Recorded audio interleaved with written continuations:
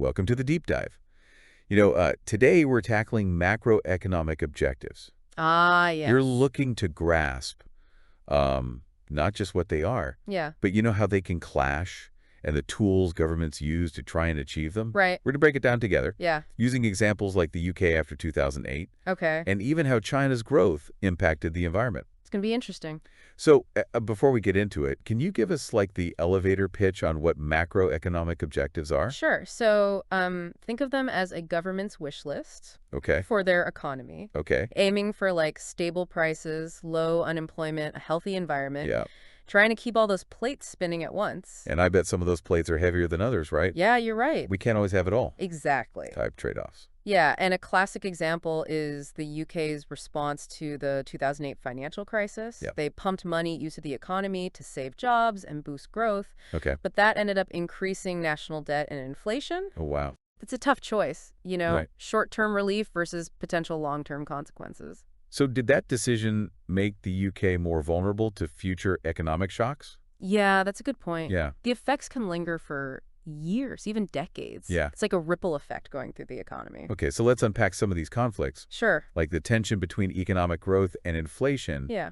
Why are those always at odds? It's all about supply and demand. Right. When an economy grows rapidly, people have more money to spend and demand for goods and services increases. Okay. But if supply can't keep up, those prices start to rise, Oh, I see. leading to demand pull inflation. Like a frenzy for the latest smartphone. Exactly. Everyone wants it, the price shoots up, and suddenly your money doesn't go as far. Yeah, that's a good analogy. So interest rates, Yeah, so interest rates are like a lever okay. that governments can use to control the speed of the economy. So it's not just how much it costs to borrow, but how it influences things like business investment Yeah, and consumer spending. exactly. So when they go up, borrowing becomes more expensive, so Right. businesses hold back on expansion. Yeah, People think twice about taking out loans for, Hmm. a new car or whatever. right. This helps slow down the economy and bring inflation under control. Okay. But wouldn't slowing down the economy also mean slower growth and job losses? Yeah, it is a delicate balancing act. Yeah, Raising rates to tame inflation might cool down the economy too much. and lead to unintended consequences. Exactly. It's all interconnected. It is. Like pulling on one strand affects the whole system. That's a good way to visualize it. We saw this in 2021. Yeah, the post-COVID recovery. Pent-up demand, supply chain disruptions, government stimulus, All contributing to rapid growth. but also that surge in inflation.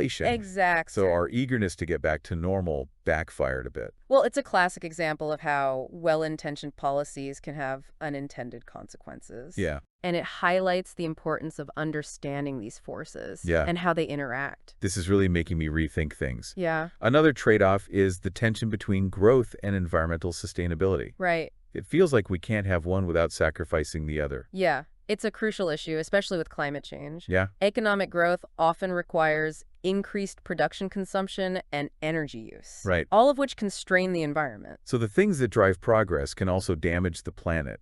Yeah. Are environmental regulations the answer? Well, they're part of the solution. Okay. But those measures often come with costs for businesses, Yeah. which can reduce their competitiveness Right. and potentially slow down growth. In the short term. Yeah, another trade-off. It seems like there's no easy answer. No, not really. Are there countries that are trying to find that sweet spot? China's a fascinating example. Okay. They've seen incredible economic growth over the past Yeah. decades, lifting millions out of poverty, but it's come at a cost. A significant environmental cost. Right. They're facing challenges like air pollution, deforestation, Yeah. and they're one of the world's largest emitters of greenhouse gases. So they're trying to catch up on the environmental front.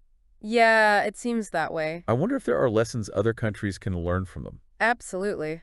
Okay, so we've talked about growth versus inflation Right. and growth versus environmental sustainability. Yeah. Is there another conflict? The relationship between unemployment and inflation, Okay. there's a concept called the Phillips curve.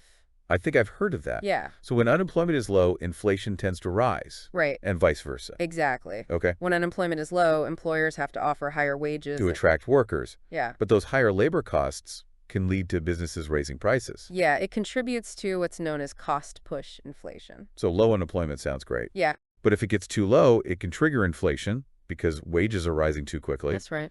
So we can't win. Well, it's a delicate balancing act, and the Sure. Phillips curve illustrates this visually. Okay. It shows that as unemployment falls, inflation tends to rise, and vice versa. A trade-off that policymakers have to manage. Exactly. Do you have a real-world example? The UK in the 1970s. Okay, They had low unemployment, but it led to significant wage growth and high inflation. okay. The government tried to combat inflation with tight monetary policies, Yeah. but those measures ended up causing a recession and higher unemployment. So they were trying to fix one problem, Right, but inflation. ended up creating another. Right, a recession. It seems like there's always a risk of unintended consequences. There This is. is all so fascinating, Yeah, but I'm also a bit overwhelmed by all these interactions. I understand. How do governments even manage this juggling act? That's a great question. What tools do they have? Primarily three main policy tools: Okay, monetary policy, fiscal policy, and supply-side policies. let's break those down, starting with monetary policy. Okay. You mentioned it earlier when we were talking about interest rates. Yes. Can you remind me what it is? It's all about controlling the money supply and interest rates Okay. to influence economic activity. Yeah, As we discussed, raising interest rates can be effective in combating inflation, right. but it can also slow down economic growth and lead to higher unemployment. Okay, On the other hand, lowering interest rates can stimulate the economy and boost employment, right. but it risks fueling inflation and encouraging excessive borrowing. So it's a bit of a tightrope walk. It is. Do you have a recent example? The Bank of England's actions in 2022 and 2023, Okay, they raised interest rates to try and curb inflation, okay. which did have some success, but it also contributed to slower consumer spending. And economic growth. Yeah, that trade-off again. Okay, on to fiscal policy. Sure. What does that involve? Fiscal policy focuses on the government's own budget, Okay, its spending, and taxation. yeah. They can use these levers to influence the economy in different ways. Okay. There are two main approaches: expansionary and contractionary. Those sound very different. They are. Could you walk us through them? So expansionary fiscal policy is like stepping on the gas pedal. Okay, It involves increasing government spending and/or cutting taxes. okay. This approach aims to stimulate economic activity, create jobs, and boost growth. Okay. But it can also lead to higher inflation and increased government debt. If not managed carefully, Right. so a short-term boost. Yeah, But with potential long-term consequences, it can be. contractionary fiscal policy is like tapping the brakes. That's a good way to put it. So cutting government spending Yeah, and/or raising taxes right. to cool down an overheating economy, reduce inflation, Mm-hmm. and get government debt under control. Yes. So tightening the belt, but it could also lead to slower growth and higher unemployment. It could. It seems So Do you have an example of a country that's implemented this approach? the UK's austerity measures between 2010 and 2015, Okay. the government implemented spending cuts and tax increases to try and reduce national debt. Okay. But these measures also contributed to slower economic growth. During that period, Yeah, it seems like every decision comes with a price. often they do. We've covered monetary policy Yeah, and fiscal policy. right. What's the third tool? Supply-side policies. Okay. These are a bit different. How so? Monetary and fiscal policies focus on managing demand. Okay. Supply-side policies aim to improve the productive capacity of the economy. So instead of trying to control how much people are spending, Yeah. it's about making the economy more efficient. Exactly. Okay. Supply-side policies often involve investments in things like education. Yeah. And training to develop a skilled workforce infrastructure projects. To improve transportation Yeah. and communication networks and policies that promote innovation and competition. Right. To increase productivity and boost the economy's potential for long-term growth. That's the goal. So what are the downsides? Well, they often require significant upfront investment. From the government. Right. And the effects can take time. Yes, it's a long-term strategy. Okay. Not a quick fix. Do you have an example of a country that's successfully implemented supply-side policies? Germany's apprenticeship programs, Okay. their focus on vocational training and apprenticeships has helped them develop a highly skilled workforce, Yeah. contributing to their low unemployment rates and robust economic growth. So investing in people and their skills can really pay off. It can. We've covered the three main tools. Right. Monetary policies, fiscal policy, and supply-side policies. It's clear that managing a country's economy is incredibly complex, It is. with all these competing objectives and the potential for unintended consequences. Yeah, it's like trying to solve a giant puzzle where the pieces keep changing shape. You're right, and we can't forget that countries don't exist in economic bubbles. Eggs. They're all part of a global system. Right. A country's ability to achieve its macroeconomic objectives Yeah. is significantly influenced by global factors. Like what? like exchange rates, trade policies, and the stability of financial markets. It's like adding another layer of complexity to the puzzle. It is. So let's dive into those international considerations, starting with exchange rates. Okay. Can you remind me what those are again? An exchange rate is simply the value of one currency Okay. compared to another. Yeah. Like how many US dollars you need to buy one British pound. Okay, I remember now. These rates can fluctuate constantly, and those fluctuations can have a big impact. Okay, but how do they actually affect things on the ground? A strong currency can be a double-edged sword. Okay. It makes imports cheaper, Yeah. which can be good for consumers, Right. but it can also make a country's exports more expensive, Oh, hurting businesses that sell their products overseas. I see. This can lead to a trade deficit. Where a country imports more than it exports. Yes. So a strong currency might sound good, Yeah. but it can actually hurt businesses trying to sell their products abroad. Yeah, it's counterintuitive. It is. A weak currency, on the other hand, can make a country's exports more competitive Okay. because they become cheaper for buyers in other countries. Yeah. This can boost economic growth, but it also carries the risk of imported inflation. Imported inflation with that. If a country's currency is weak, it means they have to pay more for imported goods, Okay. which can drive up prices domestically. So while a weak currency might boost exports, Yeah, it can also make things more expensive for people at home. right. Another trade-off. It seems like they're everywhere. They often are. A perfect example is after Brexit in 2016. Yeah, the British pound weakened significantly. Brexit was huge, and it seems like the consequences are still being felt. They are. How did the weakening pound affect the UK economy? Well, it made UK exports more competitive, which benefited some businesses. But it also contributed to higher inflation. Because imported goods became more expensive. Exactly. So there were winners and losers Yeah. as a result of the fluctuating exchange rate. Right. Macroeconomic events rarely have simple outcomes. Yeah, it's like everything has a ripple effect. That's a good way to put it. All right, we've covered exchange rates. Yeah. What other international factors can influence a country's economy? Global trade plays a huge role, Okay, specifically the prices of commodities like oil and food. right. I've definitely noticed those headlines about oil prices. Yeah. How do those price hikes translate into higher prices for everything else? It's like a chain reaction. Okay. When the prices of essential commodities like oil rise, Yeah. it increases production costs for businesses. Okay. Those higher costs are often passed on to consumers. So it's not just about the price at the pump. No, It's about how those prices ripple through the entire economy. exactly. And it's not just oil. Things like disruptions to food supplies or price spikes in agricultural products Yeah. can also contribute to rising inflation. We're all connected in this global economic web. We are. I remember hearing a lot about trade wars and tariffs a few years back. Yeah. How do those fit in? They're a key part of global trade. Okay, Tariffs are essentially taxes on imported goods. right. Governments sometimes implement them to protect their domestic industries. Okay, so like trying to give domestic businesses a leg up. Right.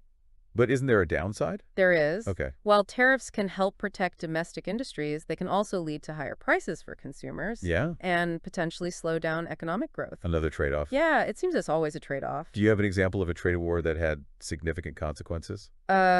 The U.S.-China trade war between 2018 and 2019. Okay. The two countries imposed tariffs on billions of dollars worth of each other's goods, Wow. which ultimately reduced global trade and slowed down economic growth worldwide.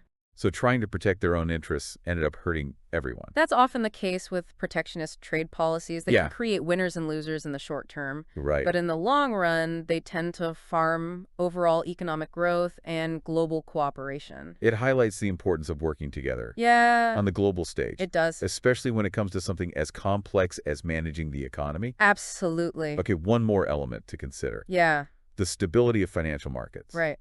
Those always seem a bit mysterious to me. Yeah. Why are they so important, and how do they tie into this global picture? Think of financial markets as the circulatory system Okay. of the global economy. Okay. They facilitate the flow of capital, investment, and credit across borders. Okay. When they're functioning well, it allows businesses to invest, governments to borrow money, and economies to grow. Okay. But when they experience shocks or crises, Yeah. it can have a ripple effect across the globe, Yeah.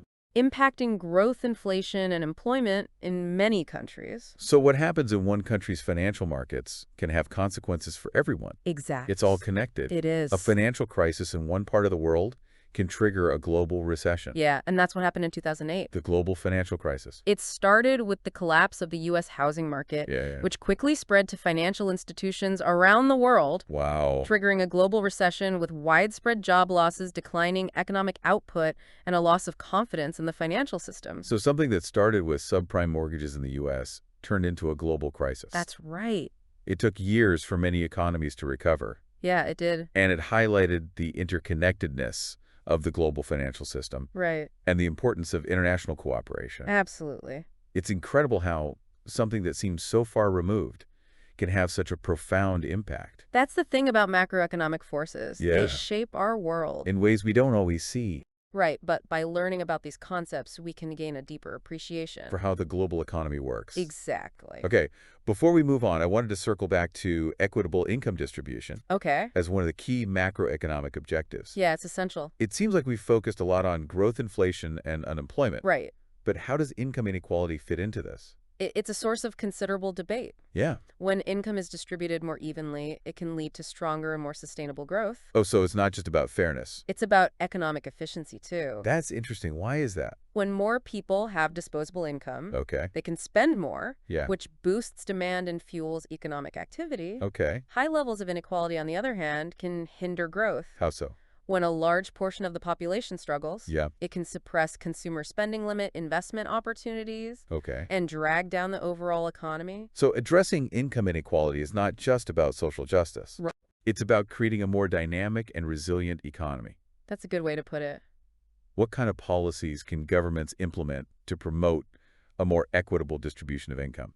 There are a variety of approaches. Okay. One common strategy is progressive taxation. Where higher earners pay a larger percentage, Yeah, like income tax brackets. exactly. People who earn more pay a higher tax rate. Right, and that revenue can then be used to fund social programs. Education, healthcare, and infrastructure. Exactly. So it's about using tax policy to redistribute wealth. That's one way to think about it. Another approach is to invest in education and training Yeah, to help people acquire skills to compete. and earn higher wages. Right. It sounds like it's about empowering people It is. to improve their situation, not just providing handouts. Exactly. Governments can also implement policies like minimum wage laws Yeah, to ensure workers earn a livable wage, and strengthen social safety nets. like unemployment insurance Yeah, and food assistance programs. right, to help those who are struggling. It seems like there are many different tools. There are. Are there any countries that are doing a particularly good job? The Scandinavian countries like Denmark, Sweden, and Norway, Yeah. they have relatively low levels of income inequality Okay. and strong social safety nets. I've heard they have high taxes, They do. but also provide a lot of social services. Yeah, like free healthcare and education. So they prioritize social welfare Yeah, and invest heavily in their citizens, exactly. creating a more equitable society. Right. What lessons can we learn from their experience? Well, their model may not be directly transferable, Okay. but it offers valuable insights Yeah. into how to create a more equitable society. It's clear that achieving a more equitable distributional income is not only a matter of social justice, Right. but it's also essential for sustainable economic growth Yes, and overall well-being. absolutely. Okay, before we wrap up this part, Okay. one more objective: fiscal stability. Yeah. We talked about government spending and debt earlier. We did. Can you explain what fiscal stability means in a broader sense? Sure. So, fiscal stability refers to a government's ability to manage its finances responsibly. Okay. It's about keeping debt at a sustainable level, Yeah. ensuring that revenue is sufficient to cover spending, Yeah. and avoiding excessive deficits. It sounds like managing a household budget, Exactly, but on a much larger scale. and I imagine much harder to do in practice. It is. What are the consequences of getting it wrong? High levels of government debt Yeah. can lead to higher interest payments, Right. which can crowd out other important spending priorities. Like education, healthcare, and infrastructure. Exactly. So like being stuck in a debt spiral, That's a good analogy. constantly paying off interest and struggling to make ends meet. Yeah, and when investors lose confidence, Yeah. it can lead to higher borrowing costs, Okay. making it even more difficult to finance government operations. Right. In extreme cases, it can even trigger a sovereign debt crisis. Where a government can't meet its debt obligations. Right. That sounds like a nightmare scenario. It is. So maintaining fiscal stability is crucial. It is. It provides a foundation For sustainable growth. and allows governments to respond to And challenges. invest in the future. What can governments do to ensure fiscal stability? Responsible spending is key. Okay. Making sure expenditures are aligned with revenue Yeah. and that spending decisions are made with the long term in mind. So finding a balance between generating revenue Yeah, and not overburdening taxpayers. exactly. It also involves improving tax collection efficiency, Right. reducing tax evasion And broadening the tax base. to ensure a stable stream of revenue. Yes. It sounds like there's a lot involved. There is. Okay, so we've covered fiscal stability, Yeah, but there's one more objective, right. environmental sustainability. Yes. We touched on it earlier. Yeah, the conflict between economic growth and environmental protection. It seems like it deserves its own attention. I agree. Environmental sustainability is no longer just a nice to have. Yeah. It's an economic imperative. Okay. The environmental challenges we face today, like climate change, Right. pollution, and resource depletion, pose significant risks. To economic stability Yeah, and long-term prosperity. exactly. I can see how those things would have a ripple effect. They do. If climate change, for example, can lead to extreme weather events, Yeah, which can disrupt businesses, damage infrastructure, and displace communities, and pollution can lead to health problems. which can reduce productivity and increase healthcare costs, And resource depletion can lead to shortages. and price volatility, Yeah. which can disrupt supply chains and stifle economic activity. So it's not just about saving the planet. Right. It's about saving ourselves. It's about recognizing that the health of the planet and the health of the economy are intertwined. So how can we shift toward a more sustainable path? Well, there's a wide range of options, Okay. including investing in renewable energy sources, promoting energy efficiency, Yeah. implementing carbon pricing mechanisms supporting sustainable agriculture, And forestry practices. and protecting natural ecosystems. It sounds like a massive undertaking. It is. It would require a huge shift in how we think about and manage our economies. It does. And it requires a collaborative effort. From governments, businesses, and individuals. Governments can create incentives and regulations. Yeah. Businesses can innovate and adopt cleaner technology. And individuals can make more sustainable choices. It's about making different choices, both individually and collectively. It is. It seems like a daunting task, It can feel that way. but also an exciting opportunity. I agree. Environmental sustainability is not just an environmental issue. Yeah. It's an economic issue, a social issue, and a moral issue. Yeah. It's about creating a world where both people and the planet can thrive. Well said. I think we've covered a lot of ground today, We have. exploring all of the key macroeconomic objectives. Yeah. And the challenges of managing an economy in a globalized world. It's been a great conversation. It has. And I think our listener is getting a sense of just how complex this is. Yeah. It's been an eye-opener. Yeah. Before we wrap up this part, I want to go back to how these economic forces are constantly shaping our world It's true. in ways we might not even realize. We might not always see the connections. Yeah, but they're there influencing everything. From the prices we pay to the job opportunities available. It's a reminder that economics isn't just about numbers and charts. It's about people's lives. We've talked about how individual countries try to manage their economies, We have. but we also know they're operating within this larger global system. Right, like that interconnected web we talked about. So given all these external forces and the potential for shocks, Yeah. how can individual countries effectively manage their objectives? It's a question a lot of policymakers are grappling with. It seems like a daunting task. It is, and that leads us to the next part. Okay. Where we'll explore how countries can navigate this complex global landscape Yeah. and strive for economic stability and prosperity in a world that's more interconnected than ever before. Sounds good. It's a question a lot of policymakers are grappling with. It's no longer enough to just focus on what's happening within your own borders. Right. You have to have one eye on the global landscape, Okay. anticipating those external shocks and understanding how they might ripple through your own economy. Makes me think of that butterfly effect idea. Uh-huh. A small change in one place can have huge consequences elsewhere. Exactly. So how do countries even begin to prepare for these kinds of global events? Well, there's no crystal ball, unfortunately. Yeah. But there are things countries can do. Like what? One is to diversify their economies, Okay. so they're not overly reliant on a single industry or trading partner. Don't put all your eggs in one basket. Exactly. For another? Another is to build up strong financial reserves. Okay. Kind of like a rainy day fund. Right. So they have a cushion to fall back on if things go south. That makes sense. And of course, international cooperation is crucial. Yep. Countries need to work together to share information, Right. coordinate policy responses, and build a more stable and resilient global financial system. So the key takeaway is that going it alone is no longer an option. That's a great summary. Yeah.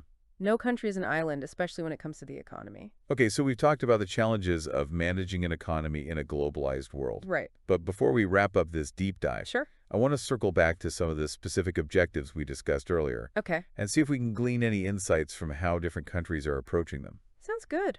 Let's start with economic growth. Okay. We talked about how it's often seen as the holy grail of economics. It is. But are there different ways to achieve it? There are. Are some paths to growth more sustainable than others? That's a really important question. Yeah. For a long time, the focus was solely on GDP growth. Okay. How much is the economy producing? Right. But increasingly, there's a recognition that growth needs to be inclusive and sustainable. So it's not just about growing the pie, but making sure everyone gets a slice. Exactly. And that the pie itself isn't made in a way that harms the environment. Precisely. Okay. We're seeing a shift towards what's called inclusive growth, Okay. which focuses on creating opportunities for everyone, reducing inequality, Yeah. and ensuring that the benefits of growth are widely shared. That sounds like a much more holistic approach. It is. Are there any countries that are leading the way in this shift towards inclusive growth?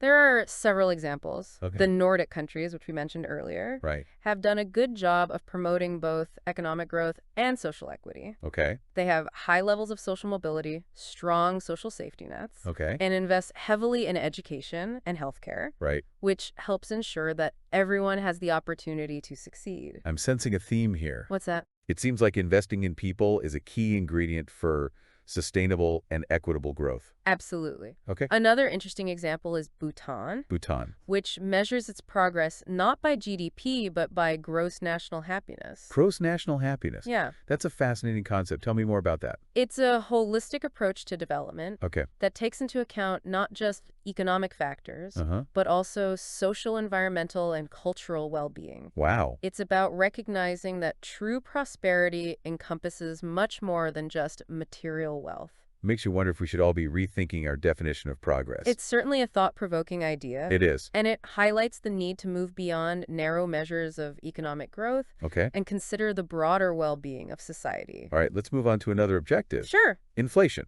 Okay. We talked about how it can erode purchasing power Right. and create economic instability. Yes. Are there different approaches to managing inflation? There are different schools of thought. Okay. One approach is to focus on controlling the money supply, Okay. as we discussed with monetary policy, Right. by keeping a tight rein on the amount of money in circulation. Okay. Central banks can try to prevent excessive inflation. But we also talked about how raising interest rates to control inflation can sometimes lead to slower economic growth. You're right, it's a tricky balancing act. It is. Another approach focuses on addressing the underlying causes of inflation. Such as? Supply chain disruptions, rising energy prices, or government policies that might be fueling inflation. So it's not just about controlling the symptoms. No. It's about getting to the root of the problem. Exactly. And the most effective approach often involves a combination of strategies. Tailored to the specific circumstances. It seems like there's no one-size-fits-all solution. You're absolutely right. Yeah. Every country has its unique set of circumstances, Right. and what works in one place might not work in another. Okay, let's move on to unemployment. We talked about how it can have devastating social and economic consequences. Yes, it can.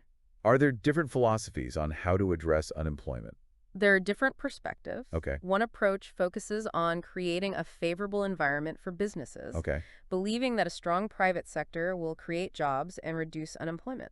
So it's about making it easier for businesses to operate and create jobs. Exactly. This often involves, Policies like tax cuts, deregulation, and free trade agreements okay, another approach. emphasizes the role of government in creating jobs, Okay. particularly through public works projects and investments in infrastructure. So a more active role for the government That's right. in stimulating job creation. And then there's a focus on education and training, Okay. equipping workers with the skills they need Right. to compete in the modern job market. It seems like a combination of approaches is probably the most effective. It often is. Okay. And the specific mix of policies will depend on the particular challenges a country is facing. Okay, let's touch on one more objective. Sure.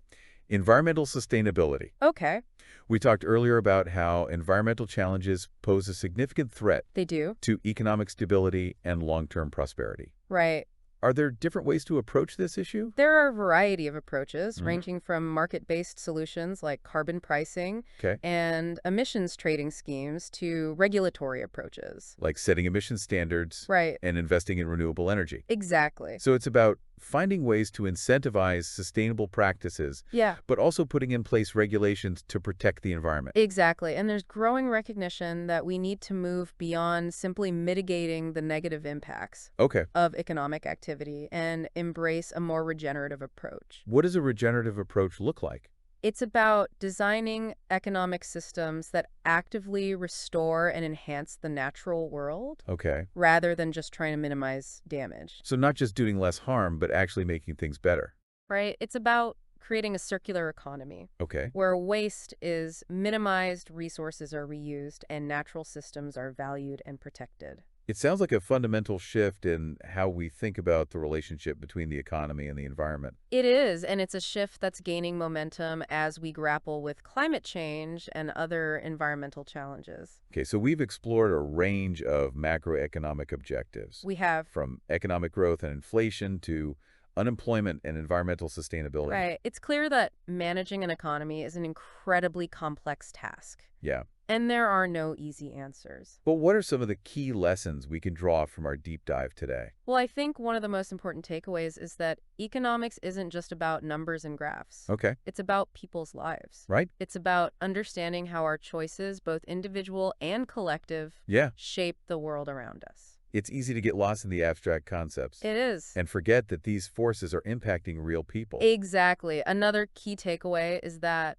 there are always trade-offs. Right. Every decision has consequences. And policymakers have to carefully weigh the potential benefits and drawbacks of each option. It's that balancing act we've been talking about. Exactly. That. And finally, it's crucial to remember that the world is constantly changing, Uh-huh. and so too are the challenges facing our economies. Right. What worked in the past might not work in the future, Okay. and we need to be constantly adapting, innovating, and searching for new solutions. So economics is a dynamic field, Very much so. and we need to stay informed and engaged Absolutely. if we want to create a better future. That brings us back to the question we posed earlier. Yeah. How can individual countries effectively manage their objectives Right.